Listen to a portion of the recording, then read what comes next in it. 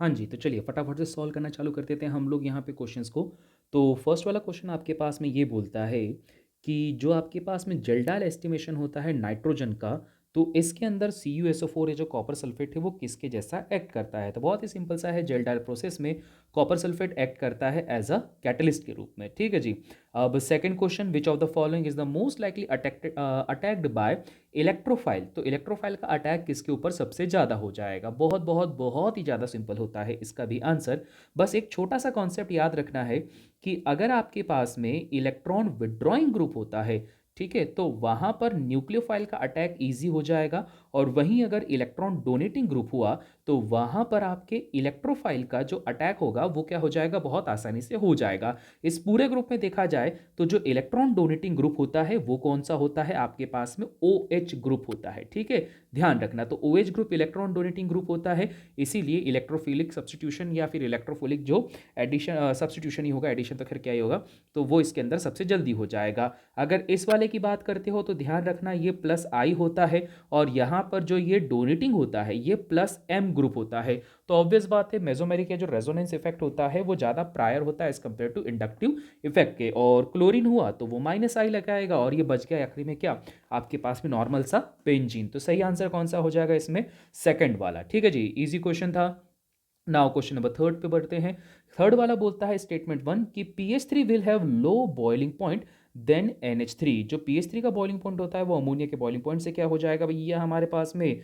कम हो जाएगा। बिल्कुल सही, पहला वाला पॉइंट तो बिल्कुल ही सही है आपके पास में। नाउ दूसरा वाला पॉइंट बोलता है कि अच्छा ये भी क्यों होता है, क्योंकि भैया नाइट्रोजन के पास में क्या होता है, शेप इसका होता है छोटा, और नाइट्रोजन में हाइड्रोजन बॉन्डिंग ज़्यादा अच्छे तरीके से होती है एज कंपेयर टू फॉस्फोरस के। तो पहला कहानी तो ये हो जाएगा ना। स्टेटमेंट टू पे बात कर लेते हैं। स्टेटमेंट टू के रिगार्डिंग अगर देखा जाए तो ये बोलता है कि there are strong van der waal forces in ammonia and strong hydrogen bonding in PH3। बिल्कुल गलत। स्टेटमेंट वन तो सही है परंतु स्टेटमेंट टू क्या है आपके पास में? बिल्कुल गलत है। तो थर्ड वाला आंसर हो जाएगा आपके पास में statement one is true but statement two is false. Now moving on to third question, sorry fourth question, जहां पर आपसे ये बोल के रखा गया है which of the following have trigonal bipyramidal structure. कौन इसके अंदर ट्राइगोनल बाय पिरामिडल स्ट्रक्चर को कंटेन करता है? अब देखो स्ट्रक्चर फॉर्म करने वाली बात होती है तो ट्राइगोनल बाय पिरामिडल आपको पता ही है। यहाँ पर सपोज अगर चलो एक बना के दिखा देता हूँ ना, यहाँ पर अगर आपके पास में जैसे रहा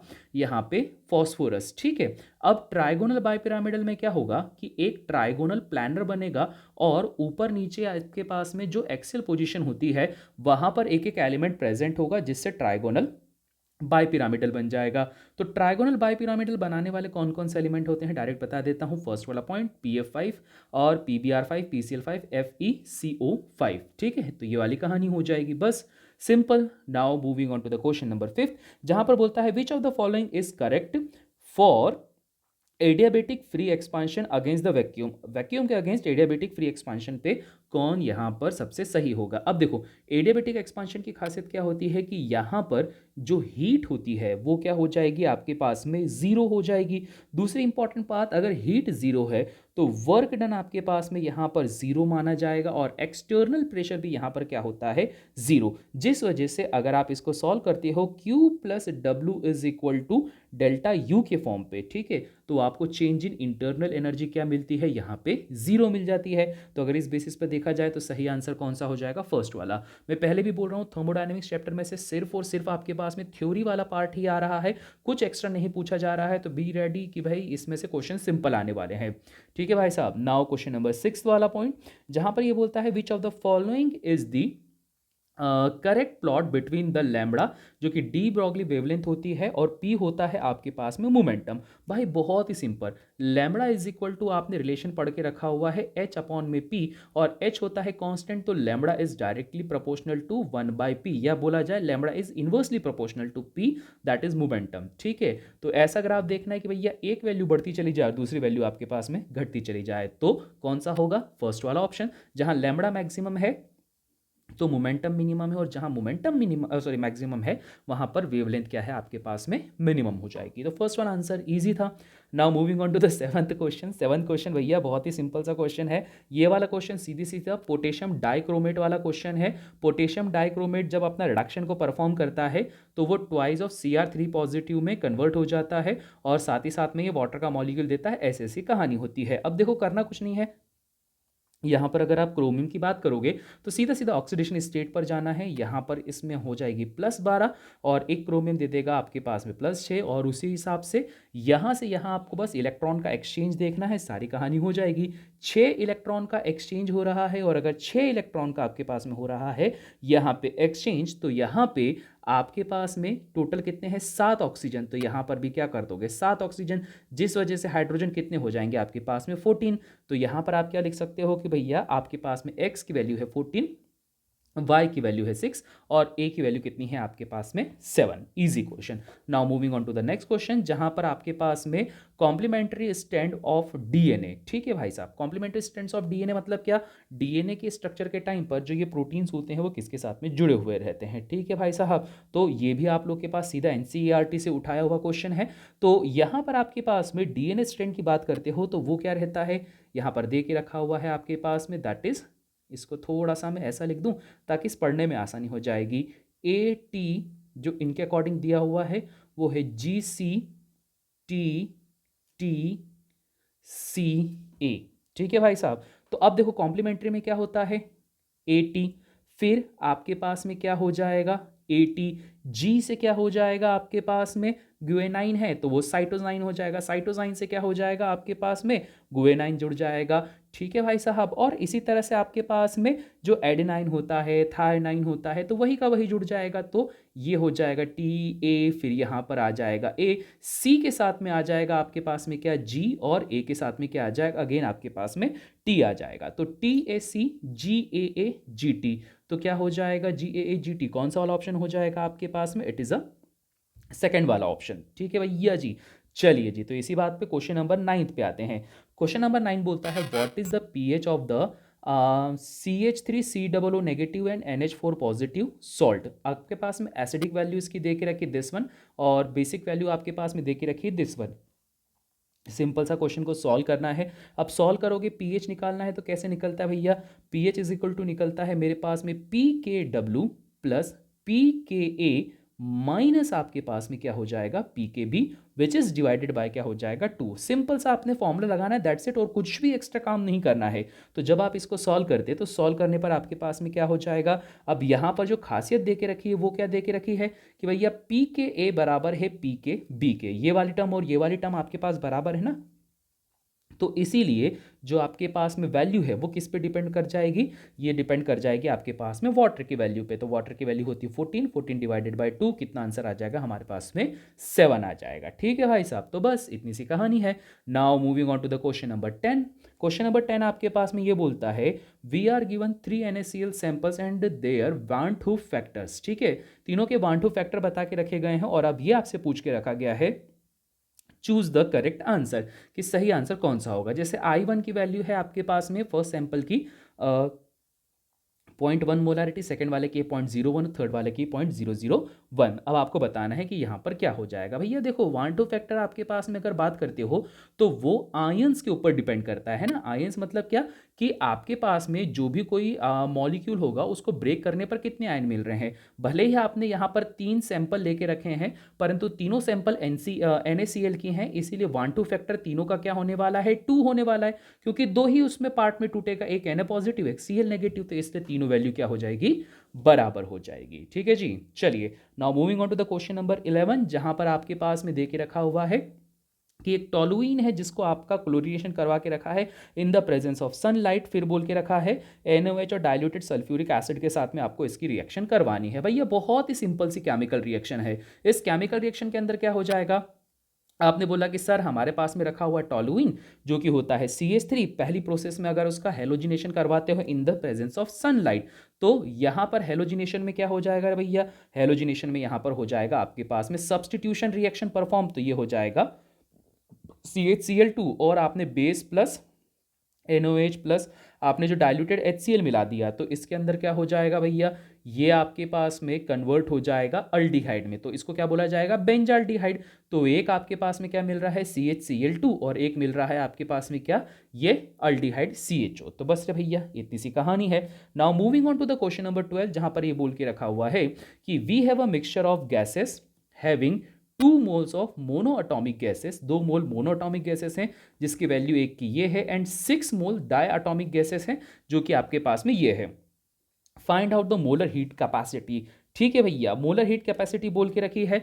अब यार देखो, ये वाला जो वैल्यू है ना, ये as it is mole fraction के जैसे ही सॉल्व करना है, कुछ एक्स्ट्रा काम नहीं है, सिंपली मोल फ्रैक्शन के जैसे सॉल्व करो। मोल फ्रैक्शन कैसे करते हो, अगर आपको यहां पर CVM निकालना है, उसका मोलर हीट कैपेसिटी निकालना है, तो आप बोलोगे सर मेरे पास दो वैल्यू है, पहले वाली की जो हीट कैपेसिटी है वो 2 मोल्स के लिए है, तो आप क्या लिख दोगे, 2 × 3R/2, और प्लस आपके पास में क्या हो जाएगा, 3 मोल्स, सेकेंड वाले में कितना है, 6 मोल है ना, तो ये हो जाएगा 6 × 5R/2, और जस्ट सिंपली ओवरऑल में जैसे मोल फ्रैक्शन में होता था टोटल करते थे, वैसे यहां पर भी हो जाएगा 2 + 6, सॉल्व करके देख लो, आंसर आ जाएगा आपके पास में 9R/4। ये हो जाएगा आपके पास में फर्स्ट वाला ऑप्शन, इजी। ठीक है, चलिए जी। Now moving on to the question number 13, जहां पर आपको पूछा गया है असर्शन एंड रीजन।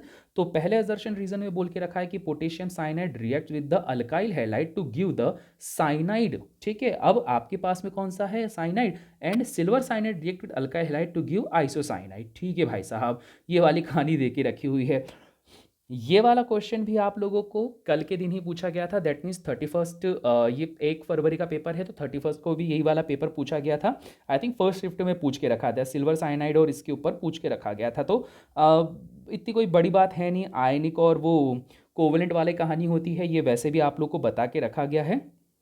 ठीक है, तो होता क्या है असल में, मैं बता ही देता हूँ। अब आई है बात, तो जब कभी भी किसी अल्काइल हैलाइड की रिएक्शन किसी आयनिक साइनाइड के साथ में आप करवाते हो, तो आपको जो मिलता है ना, वो साइनाइड ग्रुप मिलता है। परंतु अगर अल्काइल हैलाइड की रिएक्शन किसी ऐसे साइनाइड के साथ में, मेटल साइनाइड के साथ में करवाई जाए जो कि कोवेलेंट कैरेक्टरिस्टिक का हो, ये हो जाएगा आपके पास में आयनिक, और ये हो जाएगा आपके पास कोवेलेंट। तो जब कोवेलेंट के साथ में रिएक्शन होती है ना, तो ये आइसोसाइनाइड बनाते हैं, तो CN की जगह क्या हो जाता है भाई साहब, ये हो जाता है आपके पास में NC। इतना सा चेंज हो जाता है। तो पहला वाला अजर्शन की बात की जाए, तो भैया अजर्शन तो आपके पास में क्या है, ट्रू। अब सेकंड क्या बोलता है कि KCN and AgCN both are ionic compound, बिल्कुल फॉल्स। एक आपके पास में आयनिक होता है, कोवेलेंट होता है। याद रखना, कोवेलेंट वाले हमेशा क्या करते हैं, कोवेलेंट वाले आइसोसाइनाइड बनाते हैं, और जो आयनिक वाले होते हैं वो साइनाइड बनाते हैं। ठीक है, नाउ क्वेश्चन नंबर 14 पे चलते हैं। क्वेश्चन नंबर 14 की बात करते हैं। Consider the following two statement. Statement 1 is this, जो कि क्या कर रहा है, आपको यहाँ पे ग्रीन कलर दे रहा है। फिर स्टेटमेंट 2 की बात करते हैं, जो कि आपके पास में क्या हो जाएगा, कलरलेस हो जाएगा। ठीक है, अगर देखा जाए तो दोनों ही स्टेटमेंट आपके पास में क्या है, सही है। अब देखो, यहाँ पर आपके पास में अगर आप बात करोगे, तो आप लोगों को वापस से उसको वैसे ही ब्रेक डाउन करना पड़ेगा जैसे आप लोग करते थे। यहाँ पर इसकी ऑक्सीडेशन स्टेट निकालो, एक तरफ H2O एक तरफ CN है, और वहाँ DD ट्रांजिशन देखना है कि भैया पेयर्ड है कि नहीं है। अगर अनपेयर्ड हो जाएंगे तो वो कलरलेस हो जाएगा, और अगर पेयर्ड होंगे, सॉरी, अनपेयर्ड हो जाएंगे तो वो कलर देंगे, और अगर पेयर्ड हो गए तो वो क्या हो जाएंगे, कलरलेस। तो पेयरिंग और अनपेयर यहाँ पर बस इतना ही देखना था, उससे आंसर आपका आ जाता। तो इसी वजह से, वैसे डायरेक्ट फैक्ट की बात है भैया, फैक्ट में देखा गया तो दोनों के दोनों ही क्या है आपके पास में, सही है। नाउ क्वेश्चन नंबर 15 पे आ जाते हैं। अगेन स्टेटमेंट वाला क्वेश्चन, कि potassium hydrogen phthalate is primary standard for NaOH solution, ये बता के रखा गया है। ठीक है भाई साहब, तो ये तो बिल्कुल सही है। ये बार पोटेशियम हाइड्रोजन थैलेट क्या होता है, ये सोडियम हाइड्रोक्साइड के सॉल्यूशन को स्टैंडर्डाइज करने के लिए यूज किया जाता है। अब ये वाला जो क्वेश्चन है, ये आपके पास में क्या हो गया, अगेन देखो, अब मेमोरी बेस्ड क्वेश्चन आ गया। फिर उसी तरह से सेकंड वाला फिनोप्थेलिन की रिएक्शन भी पढ़ के रखी है। Phenolphthalein is used to detect the completion of the titration. ये क्या करता है आपके पास में, टाइट्रेशन के कंप्लीशन को बताता है, बिल्कुल सही, कलर चेंज करने में काम आता है। तो स्टेटमेंट 1 एंड स्टेटमेंट 2 दोनों ही यहाँ पर क्या है, करेक्ट हैं।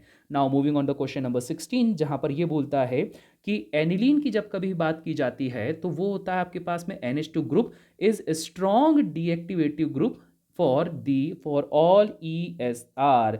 ये कहानी आपके पास में बोल के रखी गई है कि जो एनिलीन होता है वो क्या रहता है, ESR के लिए आपके पास में क्या हो जाएगा, स्ट्रॉन्ग कैसा ग्रुप हो जाएगा? डीएक्टिवेटिंग ग्रुप हो जाएगा, जो कि क्या है भैया? बिल्कुल गलत। एनिलीन की जब कभी बात की जाती है तो नाइट्रोजन के ऊपर एक लॉन पेयर होती है, तो नाइट्रोजन के ऊपर जो लॉन पेयर होती है ना, ये बेसिकली एक एक्टिवेटिंग ग्रुप होता है। तो ये क्या करता है? प्लस आर या प्लस एम इफेक्ट को जनरेट करवाता है। ठीक है, तो पहला वाला स्टेटमेंट तो क्या हो गया आपके पास में? इनकरेक्ट हो गया।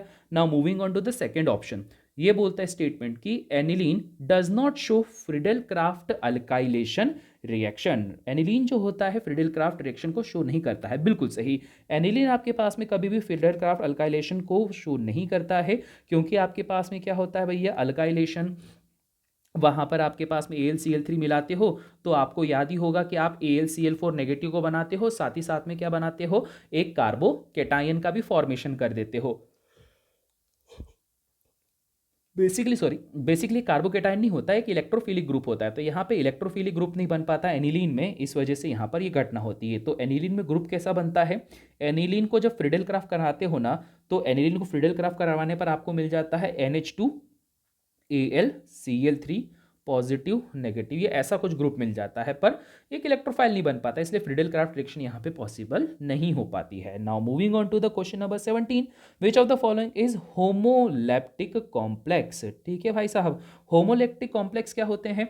होमो का मतलब कैसा होता है? एक जैसा। तो भैया यहाँ पर भी ऐसी कहानी कि होमोलैप्टिक कॉम्प्लेक्स वैसे कॉम्प्लेक्स होते हैं जो कि मेटल से जुड़े हुए होते हैं, पर यहाँ पर क्या होता है? सिर्फ एक तरह के ही डोनर ग्रुप के साथ में ये जुड़ा हुआ रहता है। ठीक है, जैसे तुम साइनाइड की बात करोगे, ठीक, तो साइनाइड के साथ में आपके पास में क्या हो जाएगा कि यहां पर है तो दोनों देने के लिए, कार्बन भी दे सकता है, नाइट्रोजन भी दे सकता है, पर देते टाइम पर एक बार में कौन दे रहा है? सिर्फ और सिर्फ साइनाइड ग्रुप इसको दे रहा है। ठीक है, तो बस इतनी सी कहानी, इसी को होमोलिटिक कॉम्प्लेक्स कहा जाता है। फर्स्ट वाला इसके अंदर आंसर हो जाएगा। Moving on to the question number 18, for ionic reaction in organic compound which type of bond cleavage occur? किस तरह का बॉन्ड क्लेवेज यहाँ पर ओकर हो सकता है? सिंपल सी बात है, हेट्रोलिटिक क्लीवेज यहाँ पर ओपन होता है। ठीक है, आयनिक रिएक्शन में हेट्रोलिटिक क्यों होगा? क्योंकि सपोज अगर एक पॉजिटिव हो रहा होगा, एक नेगेटिव होगा, जब इनके बॉन्ड के बीच को तोड़ा जाएगा। ठीक है, नाउ क्वेश्चन नंबर 19 पर आते हैं। क्वेश्चन नंबर 19 बोलता है the value of three acids A, B and C are this, this and this respectively. The acidic strength of this order is. ठीक है भाई साहब, एसिडिक स्ट्रेंथ आपको बतानी है, कोई डाउट ही नहीं भैया, सिंपल सी बात है। सबसे ज़्यादा वैल्यू जो है वो किसकी है? 10⁻³ की। ठीक है, और उसके बाद में 10⁻⁹ और 10⁻⁻11, ये पावर माइनस में है, इसी वजह से कहानी हो रही है। तो एसिडिक स्ट्रेंथ का ऑर्डर क्या हो जाएगा? A, B and C। ठीक है, 10⁻³ क्या है? सबसे छोटी वैल्यू में आती है, छोटी में मतलब सबसे बड़ी वैल्यू के रिगार्डिंग आपको इसको कंसिडर करना रहेगा। तो बस इतनी सी कहानी है। Now moving on to the question number 20, which of the following is a disproportionation reaction? कौन इसके अंदर से डिसप्रपोर्शनेशन रिएक्शन होने वाली है? ठीक है भाई साहब, सबसे पहली रिएक्शन की बात की जाए तो सबसे पहली ही रिएक्शन आपके पास में डिसप्रपोर्शनेशन रिएक्शन है, क्योंकि आपके पास में जो कॉपर का Cu पॉजिटिव आयन है वो किस में कन्वर्ट हो रहा है? Cu2 पॉजिटिव एंड Cu में कन्वर्ट हो रहा है।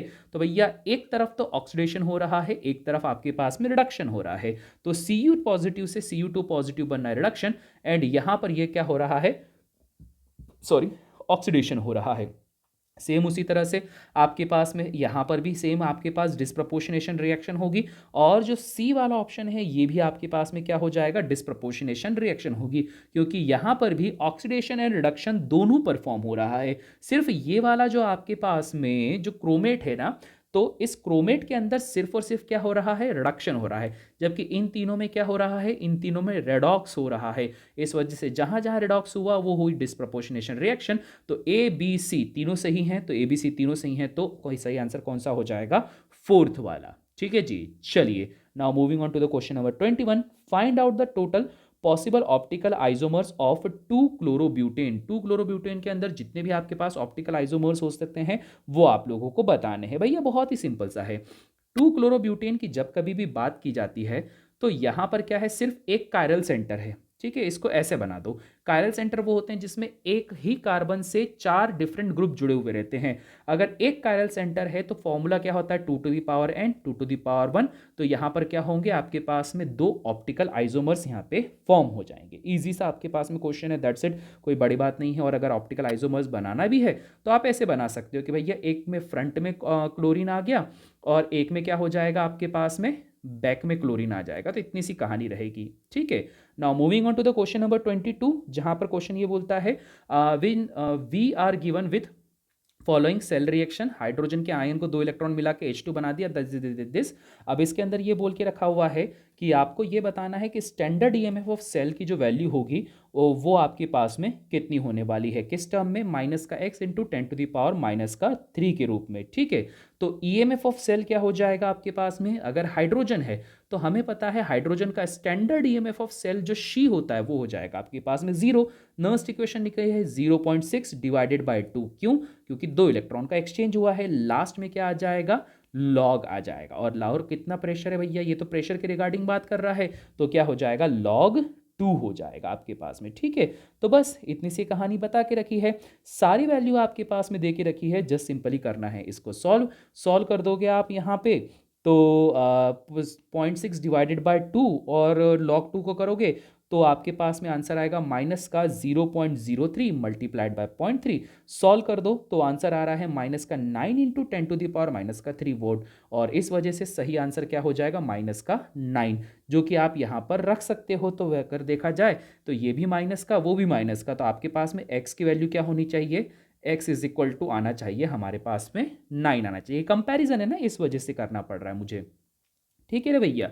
अगला, total number of deactivating groups among the following, इसके अंदर कितने सारे जो ग्रुप्स हैं वो क्या होने वाले हैं, डीएक्टिवेटिंग होने वाले हैं। तो भैया देखा जाए तो आपके पास में 2 ही आपके डीएक्टिवेटिंग ग्रुप के रिगार्डिंग कंसिडर किए जाएंगे, ठीक है।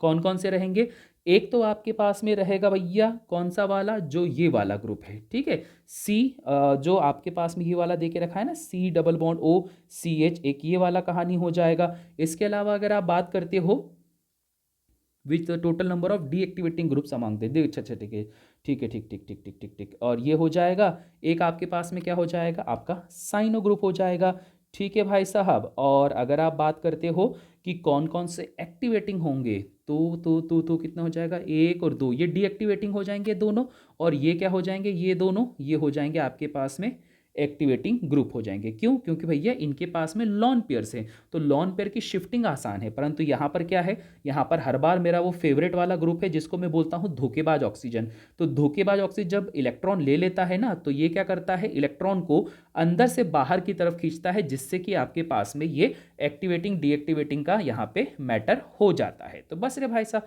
इतनी सी कहानी है। अरे इसको यहाँ पर मैंने कहाँ लगा दिया, ये वाला नहीं, ये आपके पास में क्या था, ये वाला, अच्छा ये सही तो कर रहा हूँ, ये एक्टिवेटिंग ग्रुप आपके पास में चल रहे थे, और 2 डीएक्टिवेटिंग ग्रुप आपके पास में कौन से थे, ये वाले और ये वाला। तो बस रे भैया ये वाली कहानी है, ठीक है रे भाई साहब। Now moving on to the question number 24, how many oxides are amphoteric in nature. तो ये वाला है आपके पास में वापस वही मेमोरी बेस में बोल सकते हो, जो कि आपके पास पूछा जाता है।